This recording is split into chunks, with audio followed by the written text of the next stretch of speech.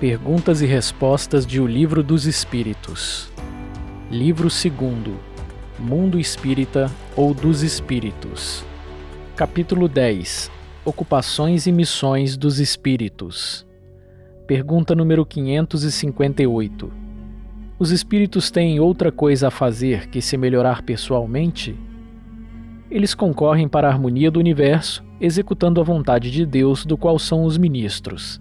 A vida espírita é uma ocupação contínua, mas que nada tem de penosa, como sobre a terra, porque não há fadiga corporal, nem as angústias da necessidade. Pergunta número 559. Os espíritos inferiores e imperfeitos cumprem também um papel útil no universo? Todos têm deveres a cumprir. O último dos pedreiros não concorre para construir o edifício tão bem como o arquiteto? Pergunta número 560.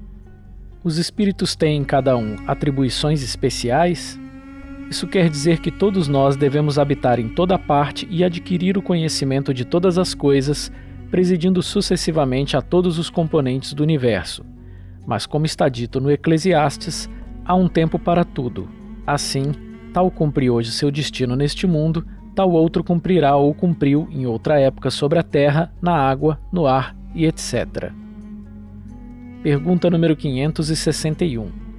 As funções que os espíritos cumprem na ordem das coisas são permanentes para cada um e estão nas atribuições exclusivas de certas classes? Todos devem percorrer os diferentes graus da escala para se aperfeiçoar. Deus, que é justo, não poderia querer dar a uns a ciência sem trabalho, enquanto que outros não a adquirem senão com sacrifício. Da mesma forma, entre os homens, ninguém alcança um supremo grau de habilidade em uma arte qualquer sem haver adquirido os conhecimentos necessários na prática das partes mais íntimas dessa arte. Pergunta número 562.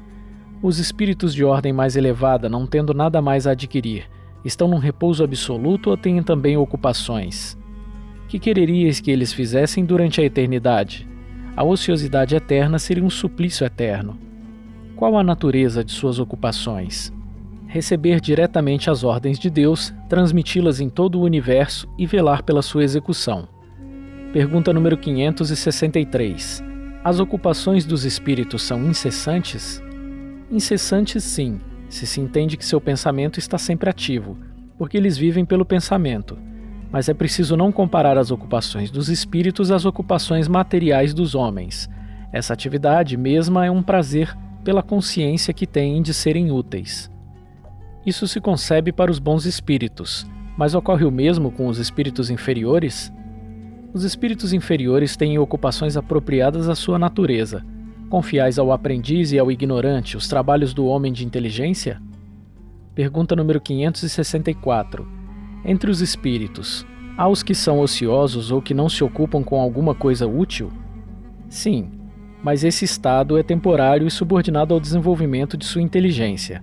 Certamente há, como entre os homens, os que não vivem senão para si mesmos, mas essa ociosidade lhes pesa e cedo ou tarde o desejo de avançar lhes fazem experimentar a necessidade da atividade e eles são felizes em poder se tornar úteis. Falamos dos espíritos que alcançaram o ponto de ter consciência de si mesmos e seu livre-arbítrio, pois, em sua origem, são como crianças que acabam de nascer e que agem mais por instinto que por uma vontade determinada. Pergunta número 565. Os espíritos examinam nossos trabalhos de arte e se interessam por eles? Eles examinam o que possa provar a elevação dos espíritos e seu progresso. Pergunta número 566. Um espírito que teve uma especialidade sobre a Terra, um pintor, um arquiteto, por exemplo, interessa-se de preferência pelos trabalhos que foram objeto de sua predileção durante a vida? Tudo se confunde num fim geral. Se ele é bom, interessa-se tanto quanto lhe seja permitido se ocupar para ajudar as almas a se elevarem até Deus. Esqueceis, aliás, que um espírito que praticou uma arte na existência que o conhecestes pode vir a praticar uma outra em outra existência, porque é preciso que ele saiba tudo para ser perfeito. Assim, segundo seu grau de evolução, pode não haver mais especialidade para ele. É o que entendo dizendo que tudo se confunde num fim geral. Notai ainda isto. O que é sublime para vós, em vosso mundo atrasado, não é senão criancice perto dos mundos mais avançados. Como quereis vós que os espíritos que habitam esses mundos, onde existam artes desconhecidas para vós, admirem isso que para eles não é mais que uma obra de escolar? Eu o disse. Eles examinam aquilo que pode provar o progresso. Concebemos que deve ser assim para os espíritos mais avançados, mas falamos dos espíritos mais vulgares e que não se elevaram ainda acima das ideias terrestres. Para estes é diferente. Seu ponto de vista é mais limitado e eles podem admirar aquilo que vós mesmos admirais. Pergunta número 567. Os espíritos se misturam algumas vezes em nossas ocupações e em nossos prazeres? Os espíritos vulgares, como dizes, sim. Estes estão sem cessar ao redor de vós e tomam no que fazeis uma parte, algumas vezes muito ativa, segundo sua natureza. Isso é necessário para impelir os homens nos diferentes caminhos da vida, excitar ou moderar suas paixões. Os espíritos se ocupam das coisas deste mundo em razão da sua elevação ou da sua inferioridade. Os espíritos superiores têm, sem dúvida, a faculdade de considerá-las em seus menores detalhes, mas eles não o fazem senão naquilo que é útil ao progresso. Só os espíritos inferiores ligam uma importância relativa às lembranças que estão ainda presentes em sua memória e às ideias materiais que não estão ainda apagadas. Pergunta número 568. Os espíritos que têm missões a cumprir, cumprem-nas no estado errante ou no estado de encarnação? Eles podem tê-las em um e outro estado. Para certos espíritos errantes é uma grande ocupação. Pergunta número 569. Em que consistem as missões de que podem estar encarregados os espíritos errantes? Elas são tão variadas que seria impossível descrevê-las, além de que não podeis compreender. Os espíritos executam a vontade de Deus e não podeis penetrar todos os seus desígnios. As missões dos espíritos têm sempre o bem por objeto. Seja como espíritos, seja como homens, eles estão encarregados de ajudar o progresso da humanidade, dos povos ou dos indivíduos, em círculo de ideias mais ou menos amplas ou mais ou menos especiais, de preparar os caminhos para certos acontecimentos, de velar pelo cumprimento de certas coisas. Alguns têm missões mais restritas e de alguma sorte, pessoais ou locais, como assistir os enfermos, os agonizantes, os aflitos, velar por aqueles de quem se fizeram guias protetores, de dirigi-los pelos seus conselhos ou pelos seus bons pensamentos que lhes sugerem. Pode-se dizer que há tantos gêneros de missões quantas as espécies de interesses a vigiar, seja no mundo físico, seja no mundo moral. O espírito avança segundo a maneira pela qual ele cumpre sua tarefa. Pergunta número 570. Os espíritos penetram sempre os desígnios que estão encarregados de executar? Não. Há os que são instrumentos cegos, mas outros sabem muito bem com que objetivo agem. Pergunta número 571. Não há senão os espíritos elevados que cumprem missões? A importância da missão está em relação com a capacidade e a elevação do espírito. O estafeta que leva um despacho cumpre também uma missão, mas que não é aquela do general. Pergunta número 572. A missão de um espírito lhe é imposta ou depende da sua vontade? Ele a pede e fica feliz em obtê-la. A mesma missão pode ser pedida por vários espíritos? Sim, frequentemente há vários candidatos, mas nem todos são aceitos. Pergunta número 573. Em que consiste a missão dos espíritos encarnados? Instruir os homens, ajudar seu progresso, melhorar suas instituições por meios diretos e materiais. Mas as missões são mais ou menos gerais e importantes. Aquele que cultiva a terra cumpre uma missão, como aquele que governa ou aquele que instrui. Tudo se encadeia na natureza. Ao mesmo tempo em que o espírito se depura pela encarnação, ele concorre sob essa forma para o cumprimento dos caminhos da providência. Cada um tem sua missão neste mundo, posto que cada um pode ser útil para alguma coisa. Pergunta número 574. Qual pode ser a missão das pessoas voluntariamente inúteis sobre a Terra? Há efetivamente pessoas que não vivem senão para si mesmas e não sabem se tornar úteis para nada. São pobres seres que é preciso lamentar, porque espiarão cruelmente sua inutilidade voluntária e seu castigo começa frequentemente, desde este mundo, pelo tédio e pelo desgosto da vida. Visto que tiveram escolha, por que preferiram uma vida que não poderia lhes aproveitar em nada? Entre os espíritos há também preguiçosos, que recuam diante de uma vida de trabalho. Deus o permite, pois compreenderão mais tarde, e às suas custas os inconvenientes de sua inutilidade serão os primeiros a pedir para reparar o tempo perdido. Pode ser também que escolheram uma vida mais útil, mas uma vez na obra, recuam e se deixam arrastar pelas sugestões dos espíritos que os encorajam à ociosidade. Pergunta número 575. As ocupações vulgares nos parecem mais deveres que missões propriamente ditas. A missão, segundo a ideia ligada a essa palavra, tem um característico menos exclusivo e, sobretudo, menos pessoal. Desse ponto de vista, como se pode reconhecer que um homem tem uma missão real sobre a Terra? Pelas grandes coisas que ele realiza, pelo progresso a que conduz seus semelhantes. Pergunta número 576. Os homens que têm uma missão importante, a ela estão predestinados antes de seu nascimento e dela têm conhecimento? Algumas vezes sim, mas frequentemente ignoram-na. Vindo sobre a Terra, têm um objetivo vago, sua missão se desenha depois do nascimento e segundo as circunstâncias. Deus os impele no caminho onde devem cumprir seus desígnios. Pergunta número 577. Quando um homem faz uma coisa útil, é sempre em virtude de uma missão anterior e predestinada ou pode receber uma missão não prevista? Tudo que um homem faz não é o resultado de uma missão predestinada. Ele é frequentemente instrumento do qual um espírito se serve para executar uma coisa que crê útil. Por exemplo, um espírito julga que seria bom escrever um livro, que ele mesmo faria se estivesse encarnado. Ele toma o escritor mais apto a compreender seu pensamento e executá-lo, e lhe dá a ideia e o dirige na execução. Assim, esse homem não veio sobre a Terra com a missão de fazer essa obra. Ocorre o mesmo com certos trabalhos de arte ou descoberta.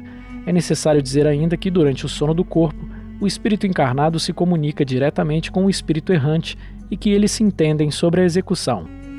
Pergunta número 578. O espírito pode falir em sua missão por sua falta? Sim, se não é um espírito superior. Quais são para ele as consequências? Será necessário recomeçar a tarefa. É essa a sua punição. Aliás, sofrerá as consequências do mal que haja causado. Pergunta número 579. Visto que o espírito recebe sua missão de Deus, como Deus pode confiar uma missão importante de interesse geral a um espírito que poderá nela falir? Deus não sabe se seu general obterá a vitória ou será vencido? Ele o sabe, estais seguros, e seus planos, quando são importantes, não repousam sobre aqueles que devem abandonar a obra no meio do trabalho. Toda questão está para vós no conhecimento do futuro, que Deus possui, mas que não vos é dado. Pergunta número 580. O espírito que se encarna para cumprir uma missão tem a mesma apreensão que aquele que o faz como prova? Não, ele tem a experiência. Pergunta número 581. Os homens que são a luz do gênero humano, que clareiam pelo seu gênio, têm certamente uma missão, mas entre eles, há os que erram e que, ao lado de grandes verdades, propagam grandes erros. Como se deve considerar sua missão? Como enganados por si mesmos. Eles estão abaixo da tarefa que empreenderam. Entretanto, é preciso ter em conta as circunstâncias. Os homens de gênio devem falar segundo os tempos e tal ensinamento, que parece errôneo ou pueril em uma época avançada, podia ser suficiente para seu século. Pergunta número 582. Pode-se considerar a paternidade como uma missão?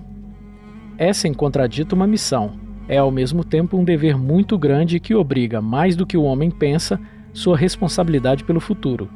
Deus colocou o filho sob a tutela dos pais para que estes o dirijam no caminho do bem, e facilitou sua tarefa dando-lhe uma organização frágil e delicada que o torna acessível a todas as impressões, mas aos que se ocupam mais em endireitar as árvores do seu jardim e fazê-las produzi-las muitos e bons frutos, que endireitar o caráter de seu filho. Se este sucumbe por sua falta, carregarão a pena e os sofrimentos do filho na vida futura recairão sobre eles, porque não fizeram o que dependia deles para o seu adiantamento no caminho do bem. Pergunta número 583. Se uma criança se torna má, malgrado os desvelos de seus pais, estes são responsáveis? Não. Porém, quanto mais as disposições da criança são más, mais é penosa a tarefa e maior será o mérito se eles conseguirem desviá-la do mau caminho. Se uma criança resulta um bom sujeito, malgrado a negligência ou os maus exemplos dos pais, estes retiram algum fruto? Deus é justo. Pergunta número 584. Qual pode ser a natureza da missão de um conquistador que não tem em vista senão satisfazer sua ambição e que, para atender ao seu objetivo, não recua diante de nenhuma das calamidades que arrasta atrás de si? Ele não é, o mais frequentemente, senão um instrumento do qual Deus se serve para o cumprimento dos seus desígnios, e essas calamidades são, algumas vezes, um meio de fazer um povo avançar mais depressa. Aquele que é instrumento dessas calamidades passageiras é estranho ao bem que delas pode resultar, visto que não visava senão um objetivo pessoal, não obstante, aproveitará desse bem? Cada um é recompensado segundo suas obras. Cada um é recompensado segundo suas obras, o bem que quis fazer e a retidão de suas intenções. Os espíritos encarnados têm ocupações inerentes à sua existência corporal. No estado errante ou de desmaterialização, essas ocupações são proporcionais ao grau de seu progresso. Uns percorrem os mundos, instruem-se e preparam para uma nova encarnação. Outros, mais avançados, ocupam-se com o progresso, dirigindo os acontecimentos e sugerindo pensamentos propícios. Assistem os homens de gênio que concorrem para o adiantamento da humanidade. Outros se encarnam com uma missão de progresso. Outros tomam, sob sua tutela, os indivíduos, as famílias, os aglomerados, as cidades e os povos, dos quais são os anjos guardiães, os gênios protetores e os espíritos familiares. Outros, enfim, presidem aos fenômenos da natureza, dos quais são os agentes diretos. Os espíritos vulgares se misturam às nossas ocupações, aos nossos divertimentos. Os espíritos impuros ou imperfeitos esperam nos sofrimentos e nas angústias o momento em que praza a Deus proporcionar-lhes o meio de avançar. Se eles fazem o mal, é por despeito ao bem, do qual não podem ainda gozar.